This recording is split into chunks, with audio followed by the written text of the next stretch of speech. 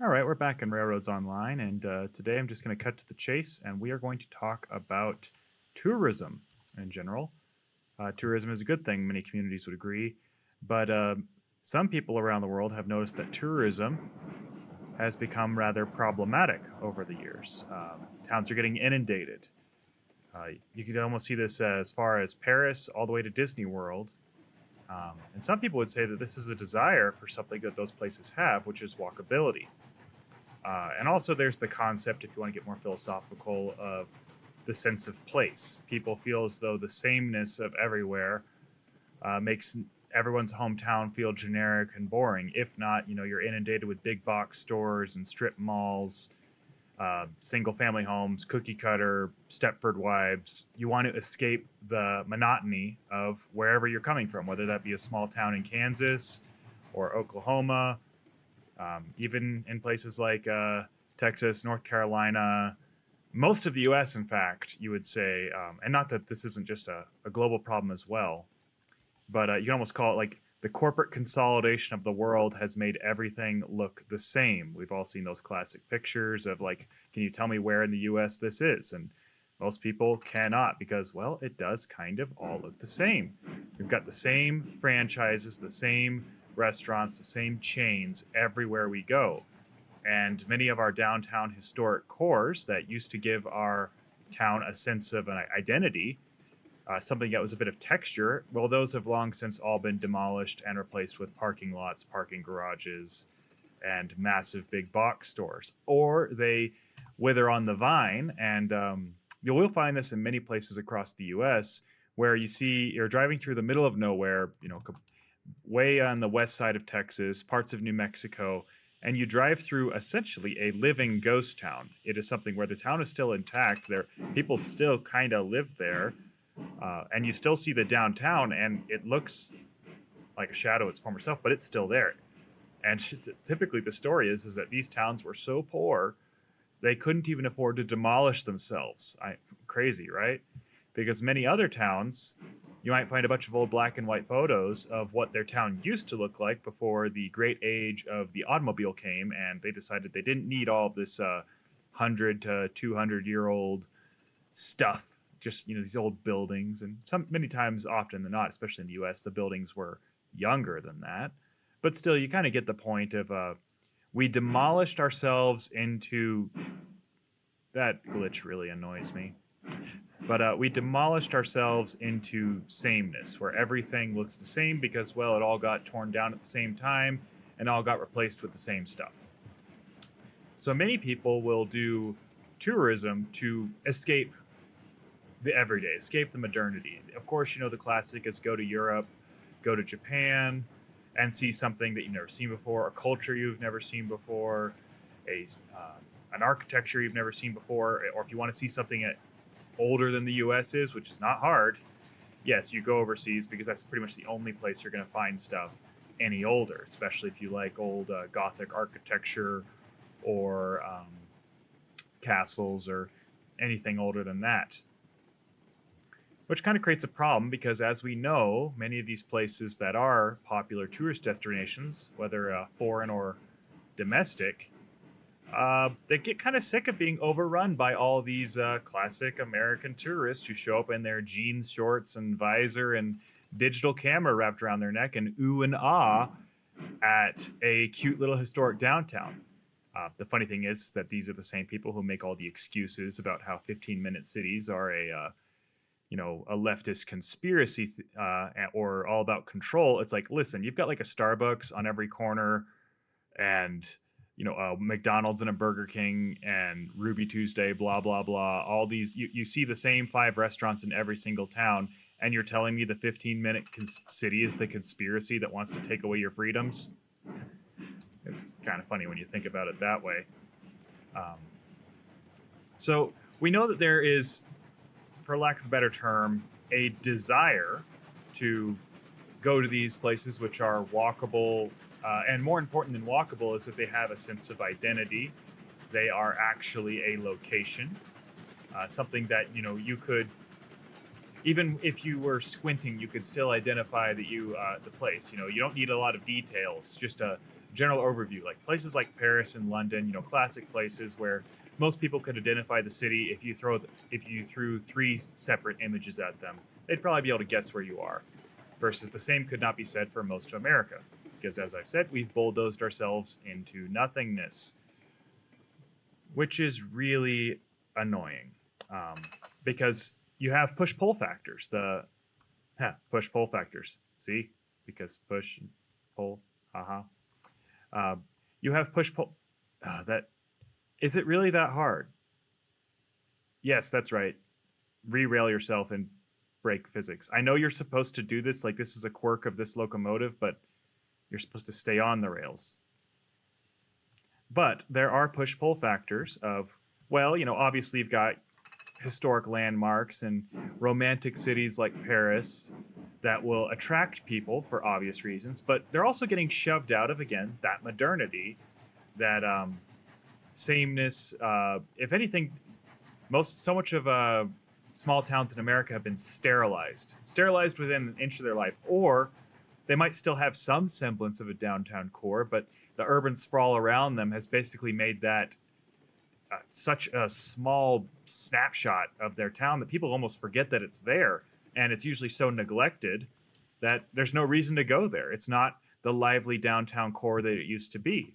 It is now just something you drive through on your way to the supermarket, or best avoid the old downtown core. The streets are narrow there, and it's traffic, and we're just going to stay on the new superhighways that we built around our town.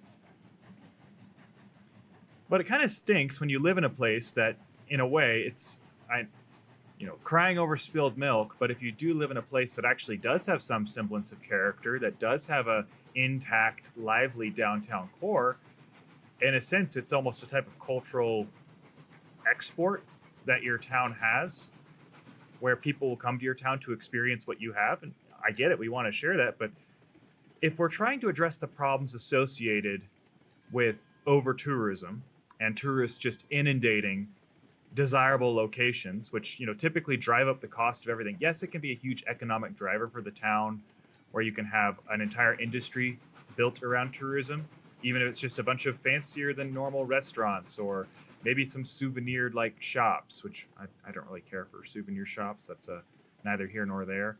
But I understand that, yes, tourism, there are pros and cons for tourism. But in general, if your town happens to be chosen to be a tourist destination, typically that means it's going to be more expensive to live in there, because there's already plenty of people who don't live there that want to be there. And, your town will see disproportional traffic per its size. Yeah, there'll be some tax revenue because, again, the restaurants and the retailers and any lodging facilities will hopefully, be contributing that revenue to the local tax base, so that way you can maintain your infrastructure to handle all of these people who don't live in your town and otherwise would not have a reason to be there. Okay, that's fine. But the issue then becomes when these equations become imbalanced, and especially in a car-dependent world, it's very easy for towns that are over-dependent on tourism, because everyone's trying to escape their POS town they're coming from, and they're going to bring their SUV with them when they come visit your town. Well, they waltz into your town. Maybe they buy a $20 hamburger and, buy a souvenir t-shirt. But after that, they leave their town and they've just torn up your roads. This is kind of an inherent flaw of the car-centric model. Both it destroys places so effectively that people will move heaven and earth to escape them. And then when they escape them, they bring their SUVs and trucks with them to the places that were not completely destroyed and tear them up too, which is kind of sad. And it's something where transit and walkability is the double-edged sword in a good way, which will kind of fix both problems. It'll both allow places that are heavily trafficked by tourists to build stronger infrastructure that can handle the numbers and give those people a much more efficient way to get in and out of town, and possibly even get around in the town. On the second point is that with walkability, well, if places were more walkable in general and more people took the initiative to try to salvage their own towns and make their own towns more desirable, it'll take a lot of work to get them to the point where their town is as desirable as the places they're going to. But we shouldn't just throw our hands in the air and saying, well, my little POS town in the middle of nowhere is just a car dependent hellscape and no one actually cares. Like we sleep here because we have our jobs are here, but no one actually cares about here.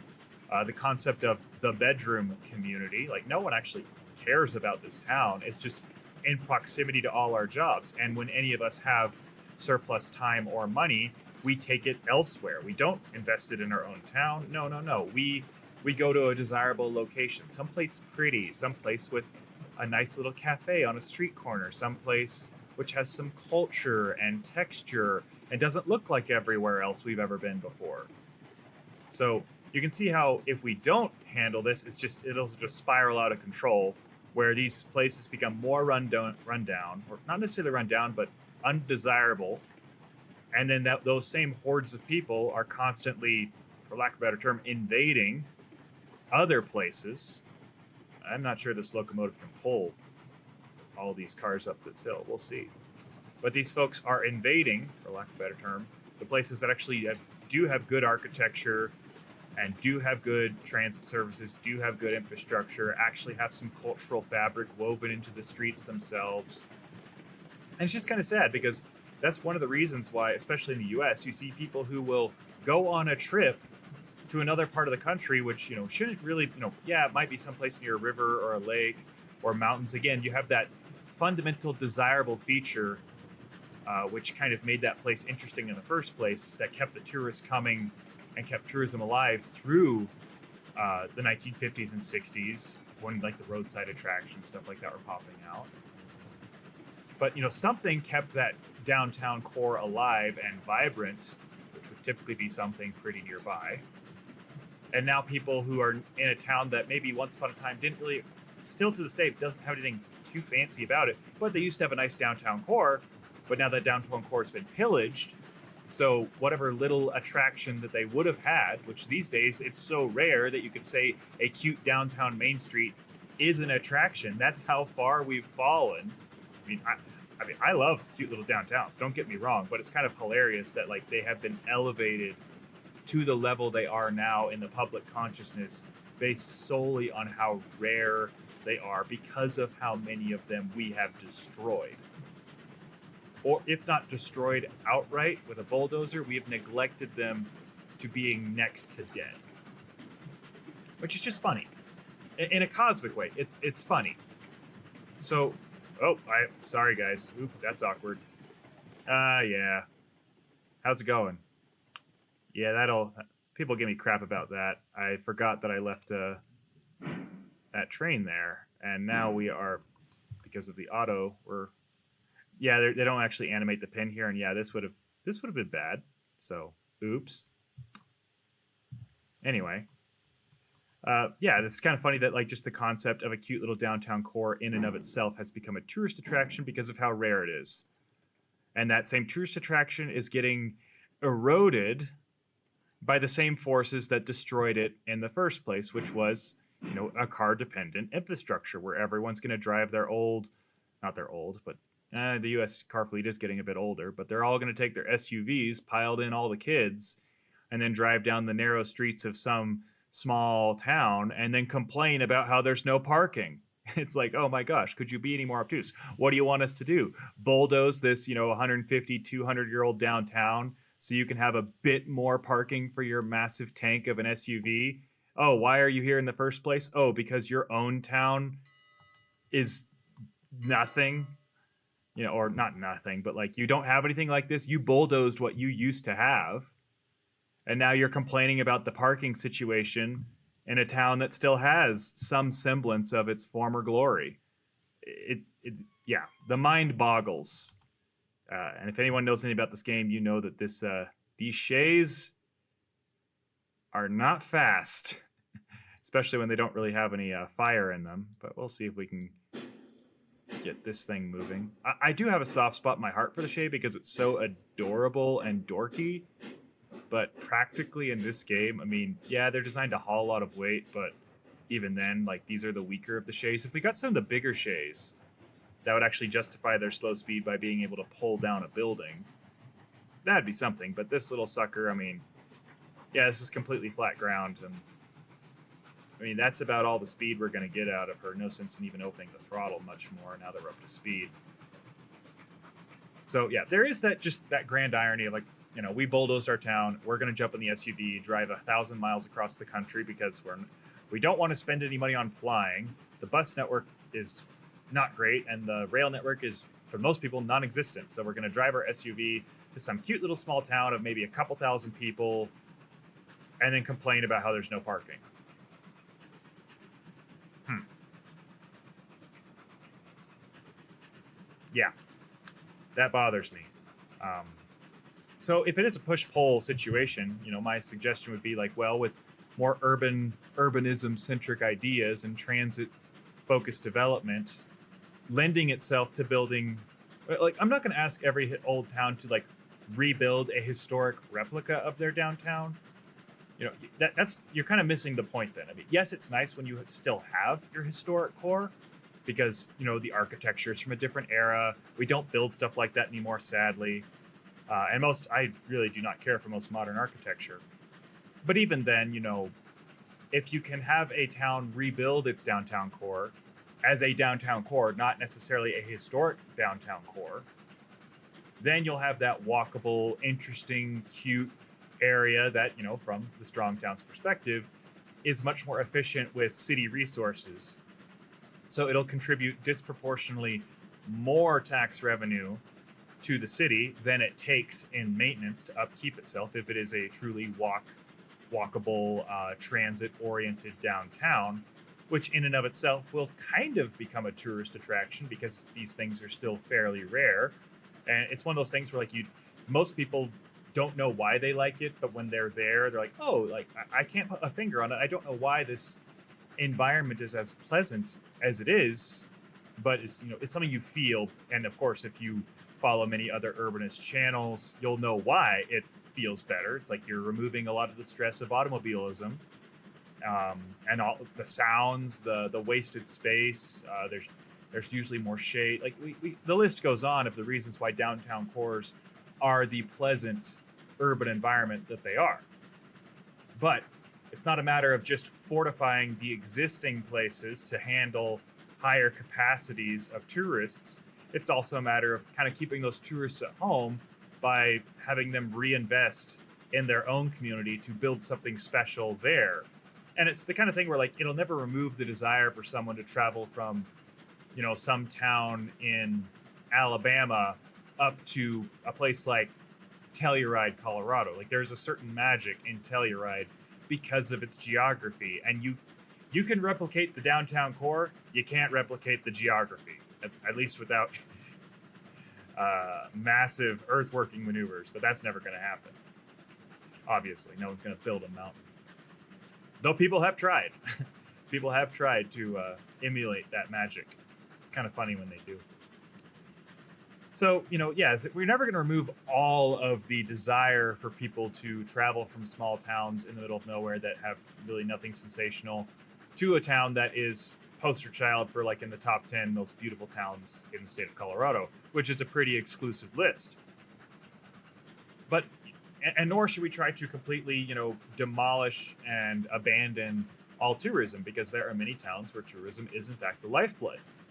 But I think a lot of us can agree that tourism in certain cases has gotten out of control, especially overseas. I mean, I might not really have much reason to complain about it here because largely my experience is based in Colorado, small mountain towns like Salida, BV, Leadville, Telluride, Pagosa Springs. These are all small little towns that are very remote. And we do kind of have issues where if there's an event on that weekend, like we've got a classic event in Salida called FibArc, and I have been recording kind of the car problem in FibArc for a couple of years now. Back in the day, FibArc, maybe there was no on-street parking within a block and a half, 2 blocks of the downtown core. In recent years, it's gone to like, think of like an epicenter for the downtown and like the radius of blocks out from that epicenter.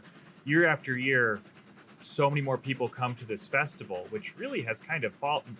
Most hardcore river folks will know that like FibArc these days, which stands for First in Boating on the Arkansas, is not what it used to be. It was supposed to be a river-centric festival. Now it's just, kind of a generic festival. There's music, there's food, still fun, but it's not kind of as focused as it used to be.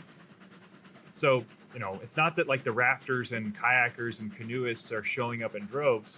They still do, but it's mostly a bunch of people who are just see it as a festival. It's not about the river. I mean, yeah, there's some river events, but still, it might have been something that was, a block and a half to 2 blocks radius of parking being completely inundated. So now it's like 3 blocks, 4 blocks, 5 blocks, 6 blocks out. There is not a single parking space within a country mile of the downtown core, which is kind of sad in this case, because again, everyone's driving in and they're all just, parking everywhere, and the locals almost can't even enjoy their own festival because, well, there's pretty much no parking left, which is kind of sad. But that's my experience, and that's like, that's when there's a festival or a concert, maybe a craft fair, and we'll just be like, wow, town's really busy, and like, wow, you can't find parking. But, of course, parking's the only way to get into town, unless you live within walking distance of the downtown core, which thankfully in Salida's case, well, there are plenty of people who walk and bike. We've got a good trail network. We've got fairly calm streets. It's an old-fashioned grid pattern city, so there's plenty of people just biking down the street. It's fine. There is potential for more transit services in Salida, which I'll talk about later. But for the most part, town goes from very, very sleepy to I'm just not going to bother with downtown today because there's a festival on it. And I just don't want to, do laps looking for a parking spot, especially if you live a bit further from town and you will likely be driving into town. But overseas and other places, many places in Europe, the locals are completely pissed, and they should be, because the crowding of tourists, not just American tourists, we're all, anyone who can afford a plane ticket to Europe, to go on a vacation, you're in the crosshairs here. Yes, there are places in Europe that are truly suffering from over tourism, and that's something where I guess if you have the Eiffel Tower or a massive internationally known landmark, well, there's probably, with the internet being the way it is and social media being the way it is, there's probably not much of a solution, because yeah, you can have every single town in the US have a cute downtown core with nice comprehensive transit and be very walkable. They're still going to fly to Europe to go see the landmarks. Thank you, Instagram. But there is a possibility that if people weren't so, I'm not sure if disenfranchised is the correct word. Disillusioned is probably more like it. But if people were less put off by their own town, by a reason of which most people would not be able to put a finger on, then maybe, just maybe, we might be able to reduce the numbers just a little bit. Again, the real solution, like the priority one solution, is equip towns that are known for being overrun by tourists with the infrastructure they need to handle the numbers in a more cost-effective way, because that's why it's a blessing and a curse. Like, oh my gosh, we have all this tourist revenue, but it's at the cost of all of our infrastructure getting beat within an inch of its life, and us having to contemplate,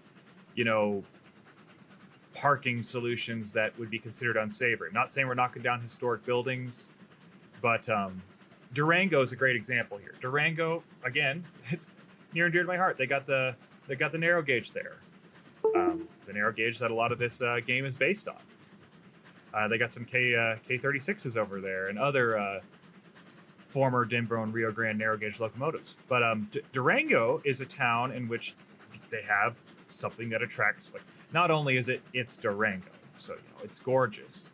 You're right in the San Juans, very rugged mountain range in the southwest of Colorado. You got the Amanus River there. There is also Purgatory, which is their ski area, which is not in Durango proper, but it's a little bit outside of Durango. Again, don't want to deal with that kind of commute, but still. But Durango is a town which also has I hate calling trains tourist attractions because in America we don't understand how trains work and they're so rare. We look at them as little gimmicky toys. Like, oh, look, they've got a train there. That's so cute. Where's the superhighway? Where's my 8-story parking garage? Where's my fast charging network? Real infrastructure, not this train BS. What is this? The 1800s? Blah, blah, blah, blah, blah, blah. I know. So I don't really like how people view trains as toys, as gimmicks. But to make it simple, yes, there is a tourist attraction in Durango, which drives a lot of tourism. They have their old historic railway station that's still downtown where it should be. They ripped up the tracks that went south, where that's another story for another time. But there was a time when when the Chama and the Durango could have been connected to each other. I know, pity, right? There was, and I've looked at it on satellite. The right of way is still decent. Sections of it are still intact. Not saying that the Durango and Chama are ever going to relink again. I mean, that would be a dream for so many rail fans and so many fans of historic narrow gauge, but probably never going to happen. It's a lot of track through the middle of nowhere. Not necessarily pretty, but it's more of like the idea of like you could get from Antonito all the way to Silverton, the way how it was originally designed to work. But that's neither here nor there. Durango has a tourist trap. Not really. Being harsh to the Durango and Silverton, but let's call it tourist trap. Downtown, walkable. Downtown Durango is very pretty. Lots of historic buildings. Lots of street life. But there's basically a parking meter everywhere, which kind of sucks because if you're going into Durango, you have to hunt around for they've got a lot of parking meters and they're all at different rates and for different terms. You have to there's a bit of a color code going on there. But when you drive into Durango, if you're not familiar with it, you're probably going to end up paying for parking, which I am okay with people paying for parking if the funds for that are going into a infrastructure project which provides an alternative to driving. If it's just the city pocketing the money, and they're not using, if they're using it for historical preservation, or if they're using it for some public process, but just there's a lot of instances where we've got a problem. Let's put parking meters out there to deter people from leaving their cars there for too long, but also it's a source of revenue for us, and that's great and everything. But what are they doing with the money? And I hope they're doing something responsible with the money. Again, I don't live in Durango, so it's not my county. It's not like I could vote there to get them to change their mind about anything. But still, it's this idea of we've got a tourism problem. We've got a lot of people coming in. We never have enough parking. Well, no one's going to tear down a historic building in these towns to build a parking garage or a parking lot. That would just be stupid beyond belief. What typically happens is that you have maybe some vacant land very close to downtown that could be developed, mixed-use development, transit-oriented development, possibly even made in a historic appearance, and that vacant land is turned into a parking lot. Sometimes a free parking lot, which is a true cry and shame. But then, paid parking, again, where's the money going? Are they using the money to fund an alternative? More often than not, no, they are not. Or at least not one that would, it's okay, if you take the funds from parking meters and use that to maintain a couple bike trails,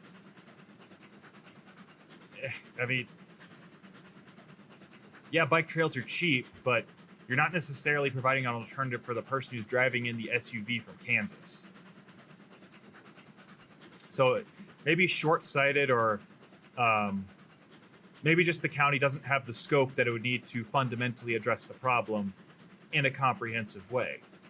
So they're left, okay, what can we do? We get a couple bucks from parking meters and we're going to, make some park benches and put up some bike racks. Sometimes that's all you can do. And fine, okay. But still, Durango's a good example of they put in the parking meters, but they do have some buses, but it's if you're going to charge people for using the mode of transit that our entire country decided was the only one we're going to use back in the 1950s, then any taxes collected should fund alternative modes of transit to kind of get us out of this car monopoly that we're stuck with. And it's not going to be easy to get out of that. So, streamlining tourism infrastructure that can handle high capacity at a cheap cost, well, that's rail services and that is transit services, whether they be buses or trains. And typically in the tourism sphere, trains would be a bit more novel than buses if you want, especially in a small mountain town like Salida, which still has its rail connection, and BV, and all the way up to Eagle County and Vail, which doesn't have a rail connection, but it's not outside the question of could you do it. Providing a more efficient means for people to get into these small towns in ways that don't overtax the local authorities. Not to say that the upfront cost isn't high, but the maintenance cost of a rail line per human riding that train into town to appreciate your town and buy a nice dinner and buy a couple souvenirs and maybe buy a couple lift tickets or a river trip. In the long term, your town will benefit from it because they're not just filling potholes all the time and spending money on asphalt and road crews. It's going to take a long time for us to switch the model around, and initially people will be complaining about, like, why are we funding this train transit thing when the solution is we need twice as many pothole filling crews as we have now. That's the solution, but that's just very short-sighted, very narrow scope, not really addressing the problem, which is annoying. So push-pull factors, look at your own town, kind of see maybe what options your town could have to make it more desirable to maybe attract somebody else's tourism dollars, but also how can you make your own town more efficient to handle those people coming into town? Because it's an aesthetic thing, it's a logistics thing, and we don't want to be in the situation in which many places in Europe are, where you have a cute little small town in the middle of nowhere that gets overrun with tourists because of one Instagram post from some travel vlogger. People like their privacy. People like to, not have to deal with droves and droves of tourists who can be very rude and not very courteous to the locals, especially when they're like, they just want to get the picture and get out of there. They don't even care to bother to learn about your town or its history. No. We just want the picture. We want the merit badge, and then we're out of here.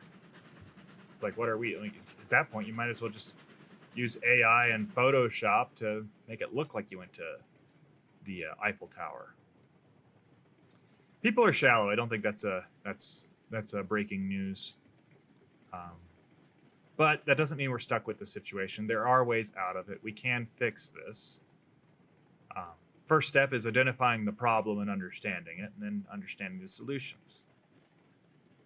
So, I don't think we're going to get back to our oil train today, because it took that long because this Shay is that slow. But that's fine. That's kind of what I wanted to talk about. Just a thought on my head of, like, how can we deal with a more efficient tourism and understand that it is a push-pull problem. It is something where people are leaving their towns for a reason, and they're coming to your town, if you're lucky enough, for a reason. And I've already exhausted my fire. So that's my cue. But that's a long story short. Just take care of your town, and I'll take care of you.